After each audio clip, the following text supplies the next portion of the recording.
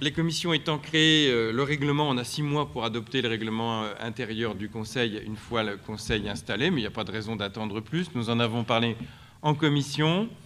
Vous avez aussi en pièce jointe le règlement avec les corrections qui avaient été apportées l'autre fois. Il y en avait eu par rapport à ce que je vous avais présenté en commission.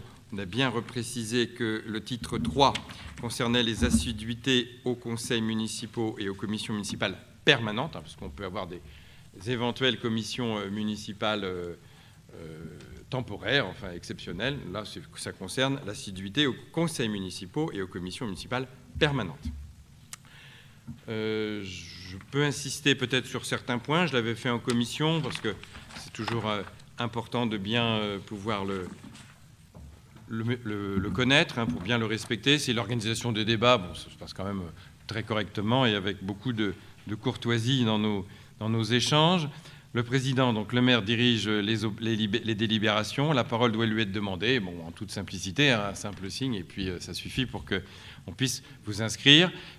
Donc la parole est accordée suivant l'ordre des demandes. La parole ne peut être refusée quand elle est demandée pour un rappel au règlement ou à une question qui est en discussion. Ce qui n'est pas trop autorisé, c'est du hors-piste. Toutefois, les rapporteurs des propositions sont entendus quand ils le désirent. L'orateur ne s'adresse qu'au président et à l'Assemblée. Il ne doit en aucun cas s'écarter de la question débattue, faute de quoi le président peut, après 2 rappels au règlement et un accord de l'Assemblée, lui retirer la parole. Nous n'avons jamais dû arriver à ces extrémités. Nul n'est intervenu quand il parle, si ce n'est pour un rappel au règlement. Dès que la décision de passer au vote est prise, le président ne donne plus la parole. Le président a seul la police d'Assemblée. Il maintient l'ordre, a le droit de rappeler les membres qui s'en écartent. Le président se doit de mettre un terme à toute mise en cause personnelle. Le président peut, en cas d'incident, suspendre ou lever la séance. Toute demande de suspension de séance, autre que celle prononcée par le maire, est soumise au vote de l'Assemblée. Toute décision de suspension doit fixer sa durée. Et enfin, le président clôt les débats après avoir consulté le Conseil. En cas de doute sur la volonté de l'Assemblée de clore le débat, un vote à scrutin public doit être effectué. Ça, c'est pour l'organisation des débats. Pour le public aussi, nous avions créé déjà depuis 2008, mais je trouvais que c'était intéressant, la possibilité, une fois clos le Conseil, puisqu'il est précisé que durant le Conseil municipal, l'expression du public n'est pas autorisée, parce que ça pourrait être jugé comme perturbant ou influant le Conseil municipal. Par contre, nos échanges sont parfois sur des sujets compliqués et il y a besoin d'explications complémentaires quand on ne connaît pas le dossier, ou des fois des sujets d'intérêt généraux qui méritent d'être posés à l'issue du Conseil. Donc une fois que le Conseil sera clos, et on le fera tout à l'heure dans quelques heures, les personnes qui composent le public sont invitées, s'ils le souhaitent, à poser au maire des questions pour éclaircir leur compréhension des points abordés. Elles peuvent aussi poser des questions d'intérêt général relatives aux compétences communales ou intercommunales. Oui, parce que si c'est sur des compétences régionales ou départementales, là, nous serions dans du hors-piste. Toute question d'intérêt personnel est proscrite, de même que les propos mettant en cause des tiers, voilà, pour garder la sérénité. Et puis, les questions personnelles se traitent dans le cadre des rendez-vous qui sont à demander au niveau des adjoints et du maire.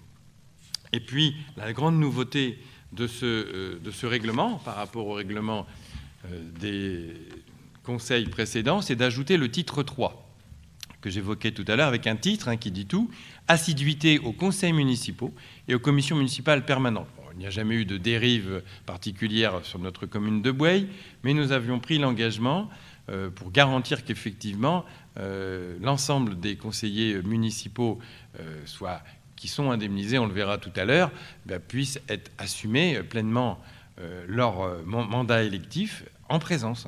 Donc c'est ce qui est proposé. Nous avions pris cet engagement dans le cadre de la campagne. Nous avons lu lors de l'installation la charte de l'élu local qui stipule que l'élu local participe avec assiduité aux réunions de l'organe délibérant et des instances au sein desquelles il a été désigné. Donc nous traduisons en fait cette charte, afin d'attester la présence lors des conseils municipaux et commissions municipales permanentes. Un émargement est systématiquement établi à l'ouverture de chacune de ces réunions. On le fait bien entendu au conseil municipal, mais nous ne le faisions pas, l'émargement, lors des commissions. Donc ce sera à nouveau à partir de lundi prochain. Nous allons faire des émargements au début des commissions. À l'issue de chaque semestre civil, S'il est constaté plus de 3 absences, consécutives ou non, à un conseil municipal ou une commission municipale dont l'élu est membre titulaire, donc les commissions permanentes, et qu'aucun justificatif n'a été présenté, puisque bien entendu on peut avoir un certificat de maladie, une attestation de déplacement professionnel ou nécessaire à un mandat électif, ou représenter également la collectivité ou son intercommunalité en même temps que le conseil. C'est arrivé, bien sûr. Donc ça, ce sont des motifs qui sont reconnus.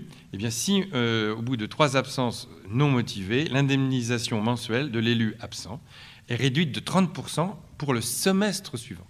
Donc c'est quand même une sanction pécuniaire que nous avons calibrée parce qu'on a vu que 30%, ça correspondait globalement à 4 absences par semestre. Donc ça fait que sur une douzaine de réunions, ça fait effectivement un tiers. Donc, et nous ne pouvons pas aller, d'après ce que m'expliquait M. Bonneau, la limite c'est 50%. Après, la loi ne permet pas de réduire plus. Voilà les nouveautés. Et puis, j'ai eu donc le retour de Mme Pavageau sur une proposition. J'avais essayé de faire une petite synthèse de nos échanges en commission, mais qui aurait été donc de faire une rubrique tous les 2 mois, mais plus importante, puisque le souhait en avait été exprimé. Bon, vous m'avez dit que vous préféreriez, dans ce cas-là, plutôt rester sur les 1500 signes, mais mensuels. Donc moi, je pense qu'il faut rester sur ce consensus. Donc il faudra donc fournir une rubrique de 1500 caractères entre le 13 et le 15 de chaque mois. Et donc, puisque si nous adoptons ce règlement, ce sera valable pour la publication du mois de juillet. Donc, j'attire tout de suite l'attention qu'il faut que nous fournissions ces textes pour le 15 juin. Donc, comme nous sommes déjà le 4, voilà des devoirs à préparer et à transmettre directement donc, à notre chargé de communication, M. Nicolas Voisin. Alors, avez-vous des interventions, des remarques, des explications sur ce règlement? Pas particulier. Enfin, nous l'avions présenté en commission. Écoutez, je le mets aux voix dans la forme que vous avez. Y a-t-il des abstentions? Y a-t-il des votes contre? Adopté à l'unanimité? Je vous remercie.